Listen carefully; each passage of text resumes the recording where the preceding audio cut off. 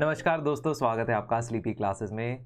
आज हम men's day के अंदर प्रिवेसी के रिलेटेड सवाल को डिस्कस करेंगे और ये देखेंगे कि कुछ पार्ट उस क्वेश्चन का जो था वो जनरली हम प्रिपेयर करके नहीं जाते हैं और अब मैं आपको कहूँगा कि पेपर में ऐसा लिख के आना, so that will be hindsight. Hindsight हमेशा 6/6 होती है, यानी वो हमेशा ही आपको बेहतर जानकारी प्रोवाइड करती है। Before going into an examination predict करना कि यही होना है और फिर उस प्रिडिक्शन के बेसिस पे काम करना, ये वाले बिजनेस में हमें नहीं पढ़ना चाहिए, क्योंकि this can any time backfire, है ना। तो इसीलिए हम क्या करते हैं, हम पिछले पैटर्न्स को देखते हैं, समझते हैं, करंट अफेयर्स में जो जानकारी चल रही है उसको लेके चलते हैं। 80 to 90% ऑफ द काम वहाँ पे ख़त्म हो जाता है। उतना ही चाहिए होता है आपके लिए रैंक लाने के लिए। इंडियाज़ कॉन्सेप्ट ऑफ सर्वधर्म संभाव, ये मैं क्या पढ़ रहा हूँ, मैंने कल के लेक्चर में यूएस और इंडिया सेकुलरिज्म का कंपैरिजन किया था। अगर अभी तक आपने देखा नहीं है तो चेक कर लीजिए। यूएस और इंडिया के सेकुलरिज्म के कंपैरिजन का मैंने कंक्लूजन मांगा था। मुझे दो लोगों के कंक्लूजन पसंद आए, लेकिन इंडिविजुअली ये अधूरे हैं। आप इसका कॉम्बो बनाएं। इसीलिए मैं कहता हूं कमेंट करने के लिए, क्योंकि जो बेस्ट आइडियाज हैं वो भी निकल के आते हैं, जो आइडियाज नहीं यूज करने चाहिए वो भी निकल के आते हैं, जिससे फायदा सभी का होता है, कम्युनिटी का होता है, हमारे एस्पिरेंट्स कम्युनिटी हमें साथ जुड़ी हुई है। इंडियाज कॉन्सेप्ट ऑफ सर्वधर्म संभाव fosters coexistence, whereas USA's watertight separation makes it a private affair. Both strive for religious harmony with differing degree of secularism. ठीक है, बढ़िया है, परफेक्ट है, मुझे ये अच्छा लगा। लेकिन इसमें हम वे फॉरवर्ड नहीं दे रहे हैं कुछ, है ना, या कुछ ऐसा नहीं बता रहे हैं कि उससे आगे फ्यूचर में क्या इंपैक्ट पड़ सकता है। तो सौम्य सेन 7413 ने बेस्ट प्रैक्टिसेस दोनों की इंप्लीमेंट करने के लिए कहा है। रिलीजियस और इंडिविजुअल फ्रीडम को बैलेंस, डेलिकेट बैलेंस चला के मेंटेन करना है। तो इसको अगर कंबाइन करें तो ये एक अच्छी कंक्लूजन बन जाएगी and it will be under 30 words. ठीक है, अगर इसको एक सेंटेंस की तरह आप कंबाइन करें कि both sarvadharma sambhav as well as water tight separation work in their own manner, we must strive for religious harmony by adopting the good practices of both thoughts. बस खत्म। ठीक है, तो इस तरीके से आप डिफाइन कर सकते हैं। आज का जो क्वेश्चन है वो है प्रिवेसी से रिलेटेड क्वेश्चन। अब जनरली जो है ये ऐसा टॉपिक है जिसको यूपीएससी ने कई बार प्रीलिम्स के अंदर, मेंस के अंदर हमसे पूछा है और इस बार भी मेंस 2024 में पूछा गया सवाल। The problem generally faced by the students will be in the second part of the question, यहाँ से जो स्टार्ट हो रहा है, और उसको ज़्यादा तवज्जो ना देते हुए हम इंपॉर्टेंट पार्ट डिस्कस करना चाहेंगे कि अगर आपके पास कंटेंट नहीं हो, है ना, रेलेवेंट कंटेंट कई बार नहीं होता है, तो उसको कैसे अप्रोच कर सकते हैं। देखो 250 शब्द पूरे करने हैं तुमने, लेकिन ऐसा कोई मजबूरी नहीं है कि हर बार 3 पेज ही भरने हैं। Although it might give a good reflection to the examiner कि आपने 3 पेजेस भरे, बट कई बार आपके पास कंटेंट नहीं होता है, तो जो आपके पास कंटेंट होता है उसको मोल्ड करना पड़ता है अकॉर्डिंग टू द क्वेश्चन। अब right to privacy is intrinsic to life and personal liberty and is inherently protected under article 21। This is a statement taken from the 2017 judgment K S. Puttaswamy supreme court की जो judgement, ठीक है, और इसमें 9 जज के constitution bench ने यही स्टेटमेंट कही थी जो आपके क्वेश्चन में लिखी हुई है। अब हम शुरुआत ऐसे करते हैं कि आर्टिकल 21 एक ऐसा आर्टिकल है संविधान का जिसके स्कोप में मैसिव एक्सपेंशन हुआ है, specially starting from the Maneka Gandhi case of 1978। ठीक है, और उसी एक्सपेंशन का एक अहम पड़ाव या milestone is adding this privacy. ठीक है, तो अब हमारा इंट्रोडक्शन खत्म हो गया, इसके बाद हम आएंगे बॉडी पे। अब हमने क्या करना है, we have to justify how it is part of article 21। ठीक है, आर्टिकल 21 यानी कि right to life and personal liberty का पार्ट कैसे है। देखो, सबसे पहले तो आपको यह समझना है कि प्रीएम्बल के अंदर जो फ्रीडम्स इंश्राइंड हैं, सुप्रीम कोर्ट ने उन्हीं फ्रीडम्स का, उन्हीं लिबर्टी का बात के बारे में डिस्कस किया था in the judgment.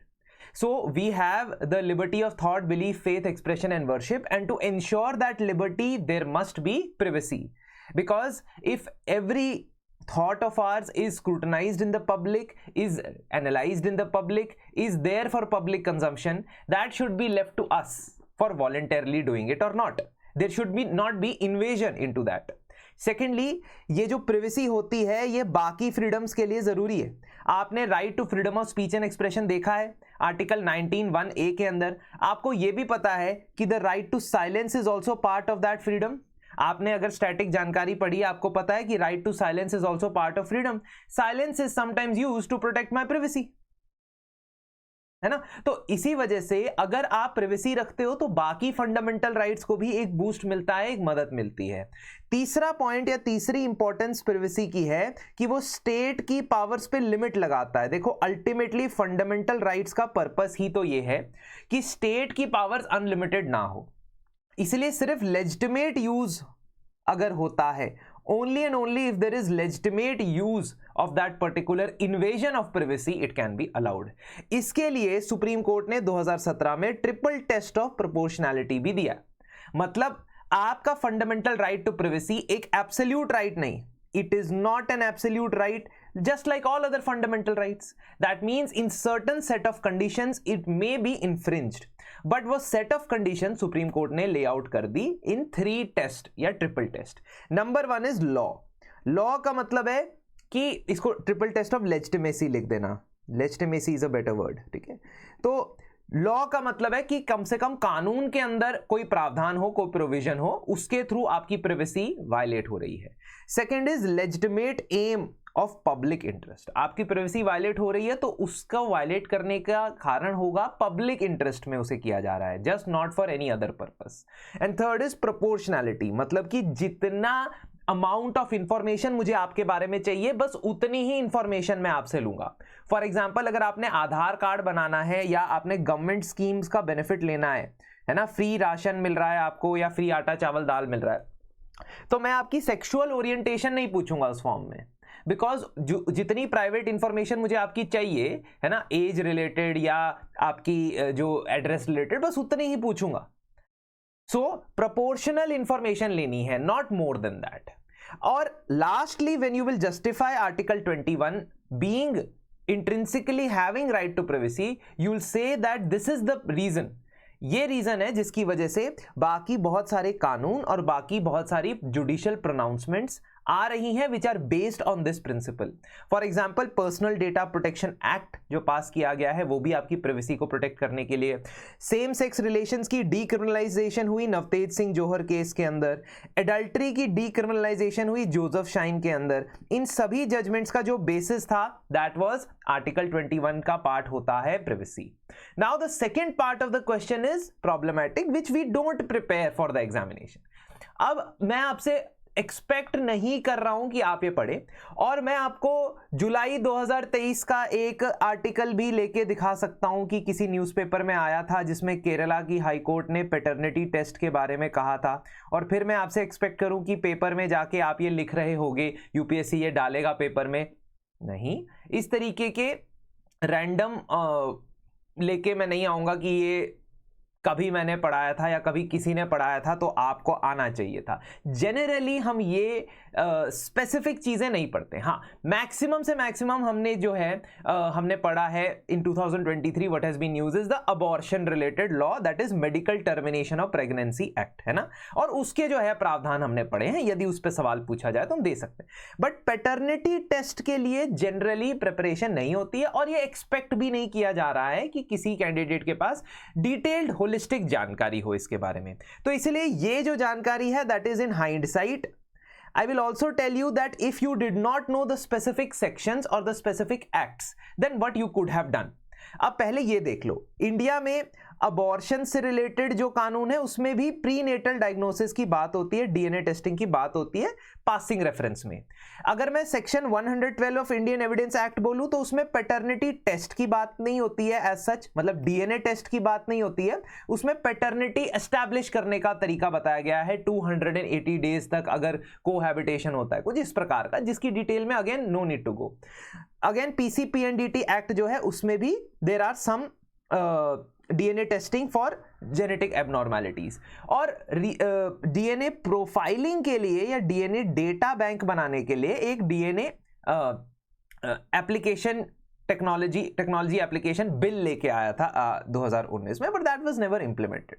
So basically it is all very muddled. It's not a single law that is there or to determine paternity test, and it is not expected that a UPSC aspirant will know. Probably a law aspirants will know, है ना, हो सकता है law aspirant को थोड़ा बहुत इसका पता हो, लेकिन UPSC aspirant को इसको पता नहीं है. तो तुमने डिस्कस करना है law relating to DNA testing of child in the womb to establish its paternity. Now if you don't know any of these, ये तो मैंने बता दिया तो आपको अभी आंसर में दिख जाएगा. If you don't know any of these, what can be the concerns, क्या कंसर्न्स रेस हो सकते हैं. प्रिवेसी के कंटेक्स्ट में बात करें तो किन किन लोगों की प्रिवेसी इन्वॉल्व है. 3 पीपल, है ना, both the parents and the child. तो चाइल्ड की प्रिवेसी इन्वॉल्व है because child is a anyway sensitive being, है ना. तो चाइल्ड का डीएनए डेटा जो है उसको हैंडल करना इंपॉर्टेंट है, और सिर्फ एक्सेप्शनली रिक्वायरमेंट जब हो डीएनए टेस्टिंग की तभी करनी चाहिए. This is a principle that has been established even in the Supreme Court judgments. For example, number 1, Bhavani Prasad case versus Bhavani Prasad versus State of Odisha में DNA test should not infringe upon personal rights without consent. So the consent of the mother, because womb के अंदर है baby, तो mother की consent भी जरूरी है ना. अब बच्चा does not have any consent because एक तो कंसीव नहीं हुआ है अभी तक बच्चा, और ऊपर से उसके बाद जाके, है ना, उसके बाद एस्टैब्लिश करना paternity is against number 1 consent. Number 2, bodily autonomy of the mother. Bodily autonomy of the mother. Bodily autonomy is also part of privacy. ठीक है, governed by the laws but also part of the privacy. तो bodily autonomy और consent of how much the woman wants to share is important. Same goes for the other parent as well. ठीक है, only in those cases where legitimacy can not be established, legitimacy of the child cannot be established by existing procedure, should a DNA test should be conducted, then DNA data must be protected in such a manner that it is not available for public opinion. So because it is a court proceeding, court के अंदर जो proceeding है वो court को बताना जरूरी है, court की जानकारी के लिए जरूरी है, बट पूरी दुनिया के सामने उस डेटा को रिवील करना जरूरी नहीं. Similarly in 2022, subjecting a child to a DNA test could be violation of right to privacy, particularly the protection of children's interest over the biological quest for parents. So 3 चीजें आ गई. एक mother की privacy, mother की bodily autonomy. तीसरा जो other parent है उसकी privacy. चौथा है child's interest versus quest for custody और लेजिटिमेसी, है ना. तो biological quest for legitimacy versus child का जो इंटरेस्ट है that is also has to be measured. ये 4 प्रिंसिपल ही लिख दोगे, और अगर तुमको जजमेंट नहीं पता होगी एग्जाम से पहले तो भी चल जाएगा, काम चलाने जितना हो जाएगा. But you need to understand कि ये इस क्वेश्चन में थोड़ा सा कंटेंट आपको आउट ऑफ थिन एयर बनाना पड़ सकता है, जो कि रिक्वायरमेंट होती है मेंस एग्जाम के अंदर. You can not read everything under the sun, remember it and write it. यहां पे जो second part of the question है उसमें आप क्या बता सकते हो. सबसे पहले तो आप लॉ मेंशन कर सकते हो, there are certain laws in the country, and you can also assume कि हमारे जो medical termination of pregnancy act है या एविडेंस एक्ट है वहां पे ये होगा. स्पेसिफिक सेक्शन की बात नहीं, एविडेंस एक्ट में होगा ना, क्यों establish the child's legitimacy. But second part में आप जब डिस्कस कर रहे हो तो आप इसके कंसर्न्स डिस्कस करोगे. Privacy of all the 3 stakeholders along with the child's interest versus the biological paternity interest of the parents. After that you can talk about what should be done in such cases so that privacy भी maintain रहे और तो legitimate aim of the law है वो भी maintain रहे. उसमें again triple test बताओगे कि ट्रिपल टेस्ट लगाना है तभी प्रिवेसी वायलेट होनी चाहिए. सुप्रीम कोर्ट की प्रीवियस जजमेंट से कंप्लाई करना चाहिए और reconsider the DNA technology use and application bill with more safeguards for protection of technology. That's it. अब इसमें you need not have remembered the judgments because this is not a good expectation on my part कि आपने ये पढ़ा होगा कभी ना कभी और आपको याद होगी, है ना.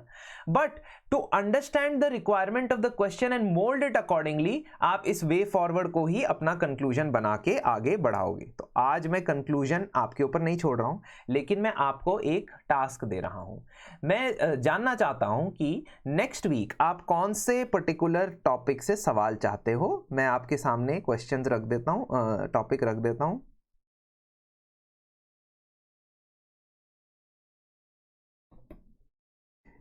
ठीक है, ए और बी लिख देता हूं, चलो, A governance, B Indian society.